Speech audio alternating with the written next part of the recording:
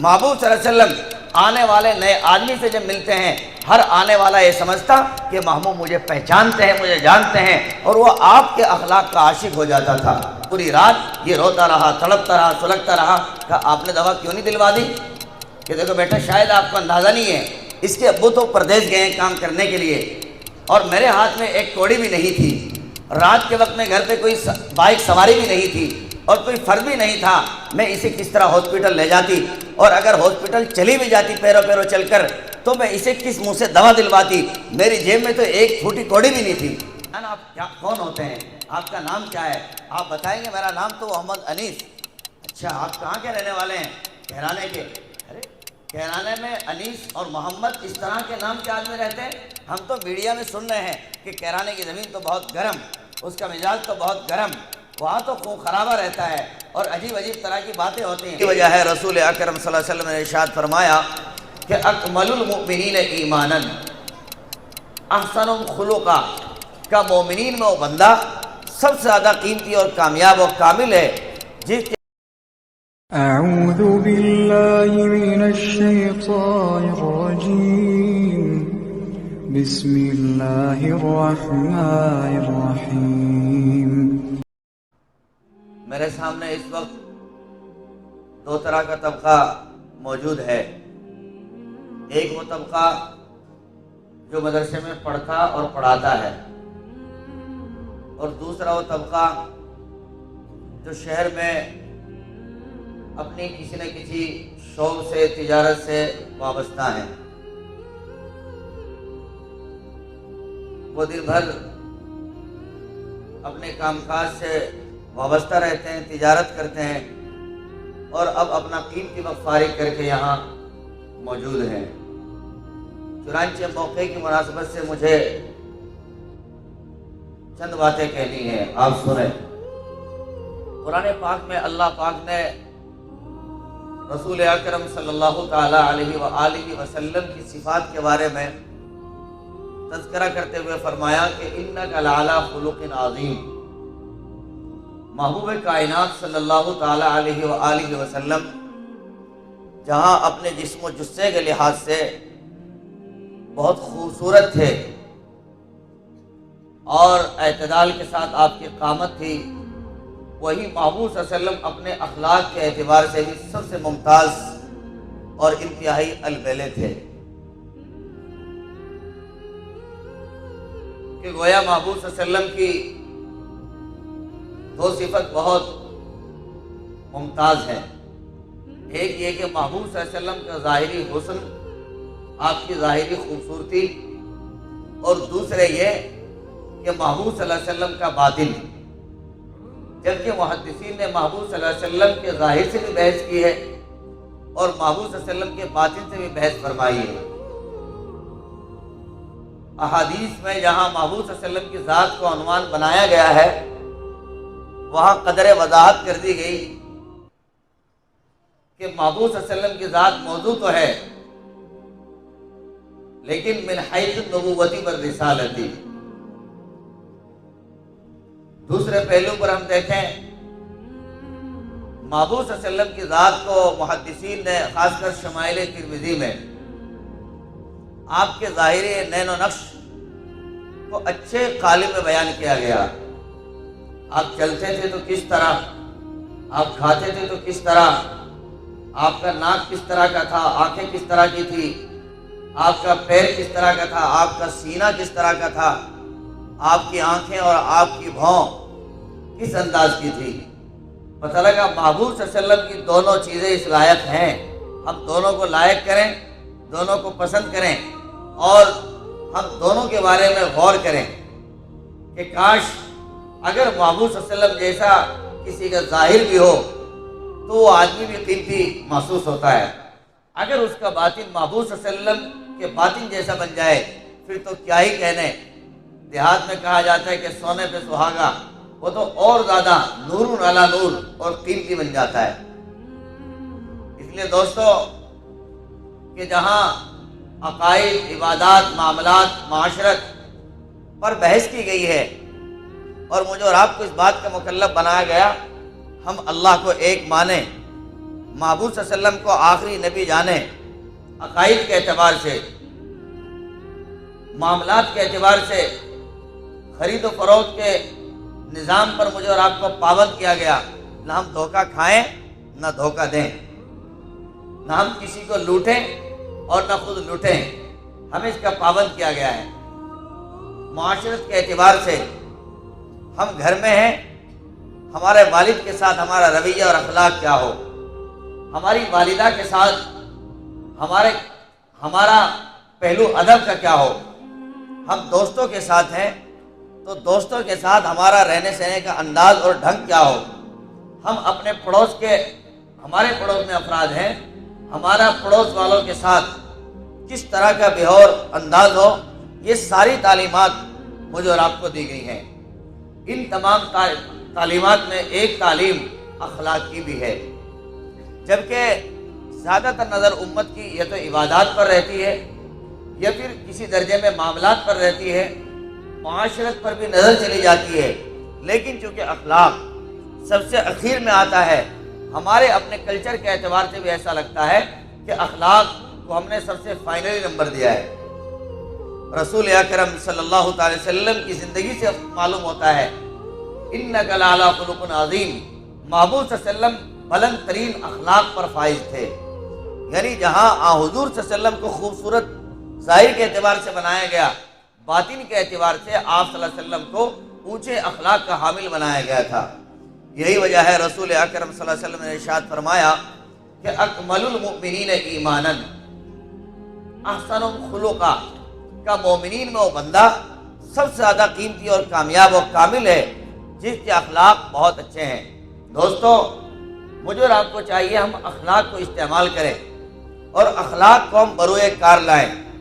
اخلاق کا تعلق ہمارے اس معاشرے سے بھی ہے۔ اگر ہم مدرسے کی فضا میں پڑھاتے ہیں، ہمارا برابر والا ساتھی جو ہمارے ساتھ درس دیتا ہے وہ ہماری ذات سے راحت میں ہو۔ اخلاق کا تعلق اس بات سے بھی ہے، ہم جس مقام پر تجارت کرتے ہوں تو برابر کا ہمارا تاجر ہمارے معاملات سے، ہمارے اخلاق سے وہ خوش اور مطمئن ہو، یہ بھی اخلاق ہے۔ اخلاق کا تعلق اس بات سے بھی ہے، اگر میں گھر میں بحیثیت باپ کے ہوں تو میرا اپنے بچوں کے ساتھ، اپنی سگی بیوی کے ساتھ، اپنے سگے والد کے ساتھ اور اپنی سگی والدہ کے ساتھ میرا کیا رویہ اور کیا طرز ہے، اس کا تعلق بھی اخلاق سے ہوتا ہے۔ اخلاق ہیں آپ کامیاب ہیں، اور اخلاق آپ کی زندگی میں نہیں تو دوستو پھر آپ ناکام ہیں۔ اخلاق ہم جہاں جہاں استعمال کریں گے اسلام ممتاز ہوگا، آپ کی ذات ممتاز ہوگی، اسلام سے لوگوں کو محبت ہوگی، اور نفرت کا جو بازار آج دنیا میں اور دنیا والوں نے گرم کیا ہے، یاد رکھیں وہ ہمارے اخلاق کی وجہ سے ٹھنڈا ہو سکتا ہے، سر پڑ سکتا ہے اور انتہائی قیمتی بن سکتا ہے۔ لیکن شرط ہے ہم اخلاق کا دامن مضبوط پکڑیں۔ ہم میں سے ہر آدمی ایسا لگتا ہے جیسے اس نے نیم کریلا پی کے رکھا ہو، ہر آدمی ترش نگاہوں سے، کڑوی نگاہوں سے اپنے دائیں بائیں دیکھتا ہے، جب کسی سے ملتا ہے تو بھی اس کا منہ چڑھا رہتا ہے، منہ چڑھے چڑھے مسافہ کرتا ہے، منہ چڑھے چڑھے بات کرتا ہے، اور منہ چڑھے چڑھے وہ سارے کام نمٹاتا اور سمٹاتا ہے۔ ایسا لگتا ہے جیسے خاص طور سے اسی کی تعلیم دی گئی ہو، جبکہ تعلیم اس کی نہیں، تعلیم تو اس کی دی گئی ہے ہمارے اخلاق سے دوسرا آدمی راحت میں ہو، اطمینان میں ہو۔ لہذا ہم مسکرانے کے اعتبار سے بھی ہمارے ایسے اخلاق ہوں کہ دوسرا ساتھی ہمیں دیکھ کر خود اس کے اندر گدگدی پیدا ہو جائے اور محبت پیدا ہو جائے، نہ یہ کہ ہم اس طرح سے ملیں ہاتھ کہیں ہو، آنکھ کہیں ہو اور ہمارے خیالات کہیں ہوں۔ الادب المفرد نامی کتاب میں امام بخاری رحمۃ اللہ علیہ نے بہت شاندار باب باندھا اسی بات کو لے کر، باب الانبساطی الی الناس، لوگوں سے مسکرا کے بات کرنا، لوگوں سے مسکرا کے بات کرنا۔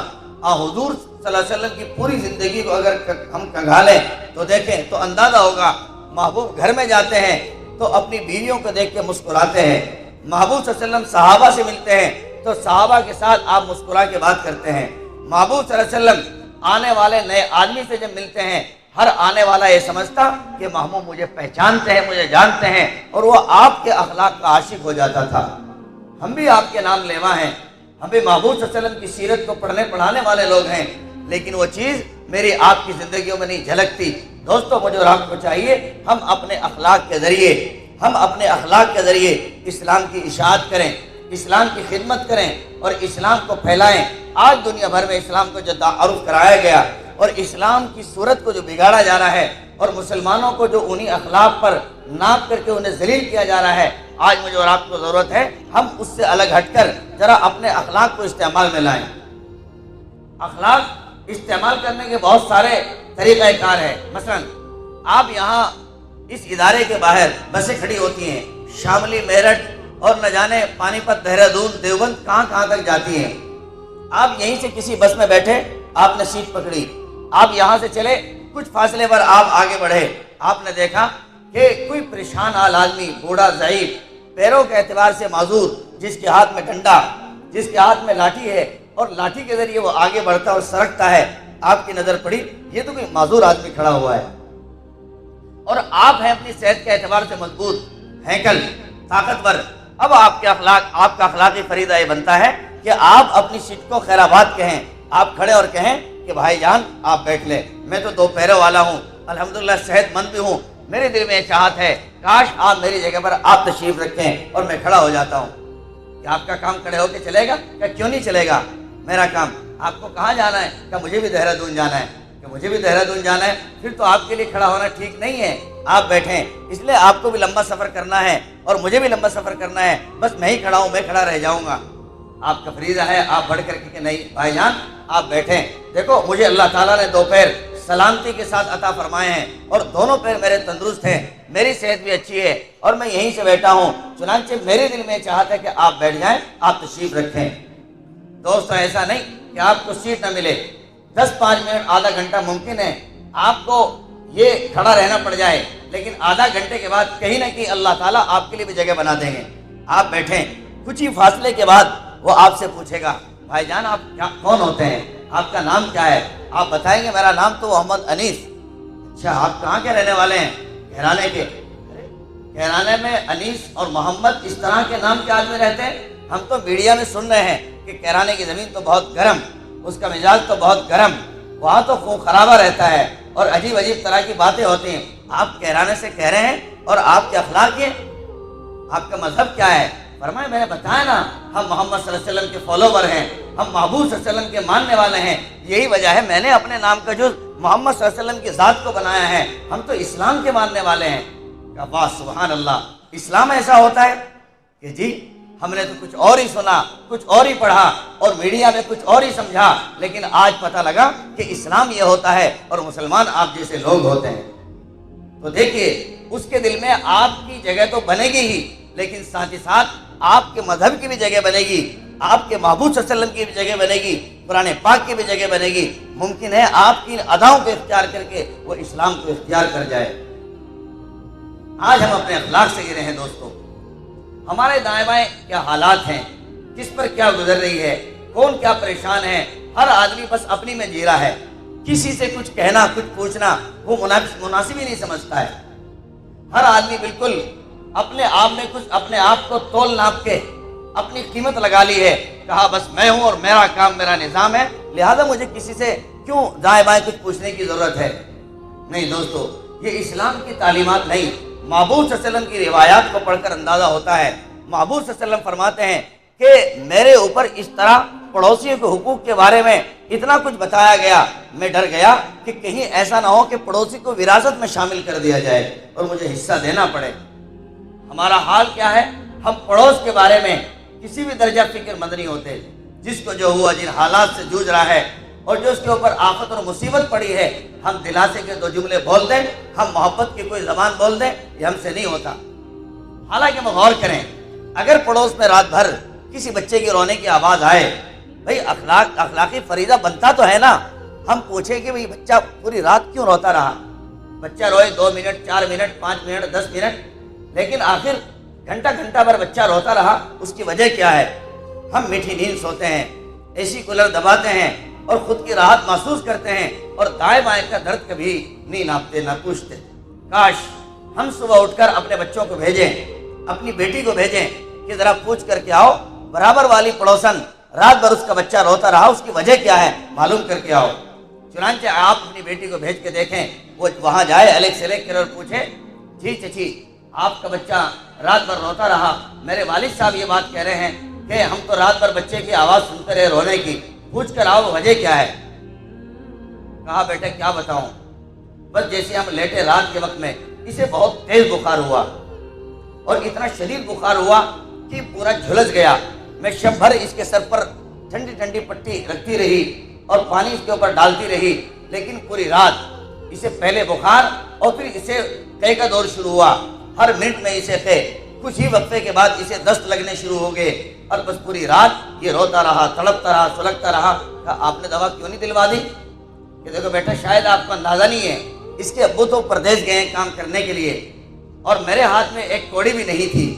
रात के वक्त में घर पे कोई बाइक सवारी भी नहीं थी और कोई फर्ज भी नहीं था, मैं इसे किस तरह हॉस्पिटल ले जाती, और अगर हॉस्पिटल चली भी जाती पैरों पैरों चलकर तो मैं इसे किस मुंह से दवा दिलवाती?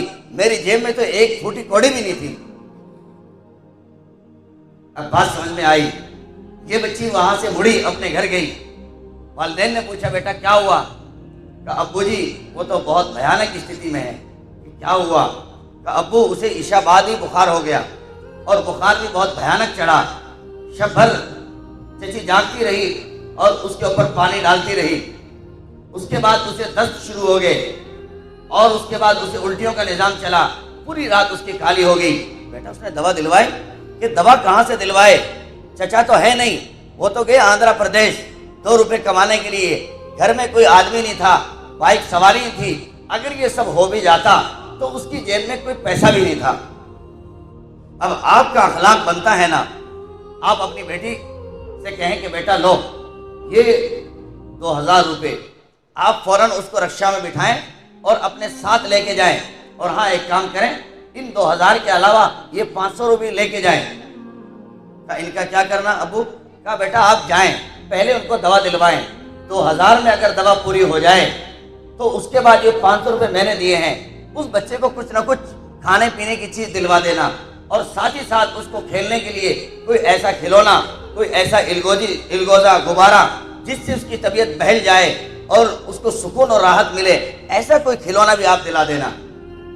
अगर आप ये अखलाक इख्तियार करें और आप अपनी बेटी को किसी के साथ इस तरह करीब लगा के उसे हॉस्पिटल भेजें और वो इस तरह की खिदमत अंजाम दे और चलते वक्त आखिर में बच्चे के लिए कुछ फ्रूट और उसके हाथ पर कुछ खिलौने रखे, कहो ईमानदारी से ये पड़ोसन आपकी मुखालिफ बनेगी, ये पड़ोसन आपसे दुश्मनी करने वाली बनेगी या आपसे मोहब्बत करने वाली बनेगी? हमारा ख्याल तो ये है ये पड़ोसन जब तक जिएगी वहां तक आप पर अपना जी जान लुटाएगी और जब इसका मरने का वक्त आएगा अपनी नस्लों से हिदायत करके मरेगी। बेटा बस ख्याल रखना, अगर किसी से कोई बात उलझे, कभी कोई घुंडी उलझे, कोई झगड़ा फट्टा पड़े, दुनिया भर से लड़ लेना, लेकिन ये बराबर के पड़ोसी इनके साथ कभी झगड़ा ना डालना, इसलिए कि ये हमारे मोहसिन हैं, इन्होंने हमारे ऊपर एहसान का मामला किया। और मुन्ना जब आप बहुत छोटे से थे, एक शब आपकी तबीयत खराब हुई, उस पूरी रात मैं तड़पती रही, सुसकती रही, तुझे लेकर तू भी तड़पता रहा। कहा इन्होंने मदद की, मोटी रकम दी, तुम्हें दवा दिलवाई और खिलौने दिलवाए, ये हमारे मोहसिन हैं, कभी इनके साथ बद अखलाकी से पेश ना आना। आज ये अखलाक हम भूल गए। मान लीजिए ये पड़ोसी ईमान वाला भी नहीं, गैर मोमिन है, अगर गैर मोमिन के साथ भी आप ये अखलाक इस्तेमाल करें, दोस्तों वो समझेगा आप कौन हैं, वो समझेगा आपको किस धर्म और मजहब से आपका ताल्लुक है और उसी धर्म और मजहब का नाम लेके कहेगा कि मोमिन हो तो ऐसे, इस्लाम के मानने वाले हो तो ऐसे, महबूब सल्लल्लाहु अलैहि वसल्लम के मुत्तबीन हो तो ऐसे, जैसे मेरे पड़ोसी अगर इन्हीं का नाम मुसलमान है और ऐसे अगर ये होते हैं फिर दुनिया झूठ कहती है ये तो सच्चे लोग हैं, अच्छे लोग हैं, ये बाअखलाक लोग हैं।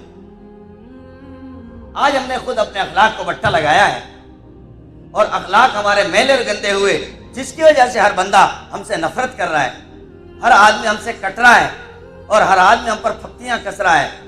अगर हमारे अखलाक अच्छे हों, हमारे अखलाक बेहतर हों, हम समझते हैं कि शायद दूर वाला आदमी करीब आ लगे और मोहब्बत का मामला करे, बल्कि न सिर्फ मोहब्बत का मामला करे, अपनी ज़िंदगी को आपकी ज़िंदगी जैसी बनाने की कोशिश करे और जिस मज़हब के आप पैरोकार हैं, जिस मज़हब के आप फॉलोवर हैं, वो उस मज़हब के ऊपर चलने वाला बने, उसका दिल अंदर से बोल उठे दुनिया जो कहती है वो गलत, میں اپنی آنکھوں سے میں نے جو دیکھا، اپنے پڑوس میں نے جو کچھ دیکھا، اپنے ساتھ جو میں نے دیکھا وہ کچھ الگ ہے، ویسا اسلام مسلمان نہیں جو لوگ کہہ رہے ہیں یہ سچی تصویر ہے۔